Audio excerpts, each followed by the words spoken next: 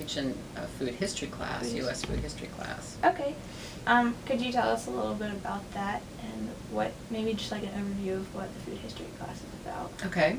So that class looks at all the different factors that have shaped what you might consider the American diet. Obviously, it's become a lot more heterogeneous over time. I would say particularly in the last 20 years or so. When I first started teaching here in the late 1980s, I'd be willing to bet anything that none of my students had ever eaten sushi, and that they would have thought sushi was just horrible. The whole idea of eating raw fish, I think, to students not so long ago would have been pretty horrific. But so I think our eating styles have changed a lot in the last, particularly as I said, in the last 20 years or so. I think we've become much more open to a lot of different types of foods. I guess our next question would be, how does NC State address food diversity, and how do they accommodate, I guess, or do they?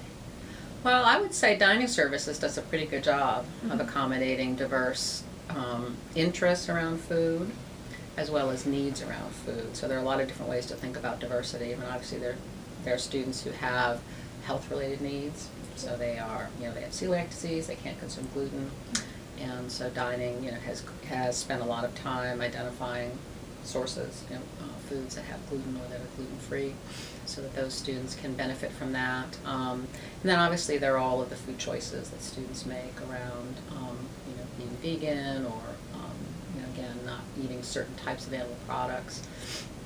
And I think that they have made a real effort in that regard. I think it's always important, because it's always easy to be a critic when you don't have to do the cooking.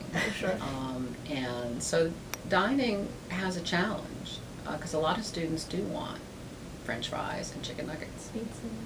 And pizza, exactly. And so you'll see sometimes students complain that, that the food isn't somehow what they think it should be. But, I personally think they do a really good job of trying to meet the tremendous sort of heterogeneity of needs and wants of a very large student population. Sure. Yeah, I've noticed they have lots of options every single time I go. It's certainly a lot better than when I was in college many, many moons ago, when we thought it was exciting that we had a salad bar. Oh wow. So, let alone, what's available to students. Is there benefits to having diversity in food? Yes. So that's actually an excellent question. The more restricted your diet, the more likely you are to not be consuming some essential nutrient, something that might be good for you. It might be a compound that's not technically an essential nutrient, but it might help to reduce your risk for certain chronic diseases.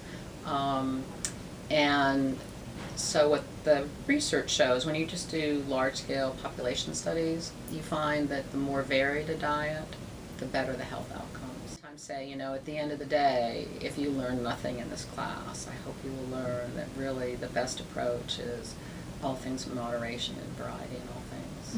Because diet is complex, and it's hard to really know what is the best thing to eat. There is no perfect food. When you look at foodways like the so-called Mediterranean foodway, what you find is that it's just very diverse.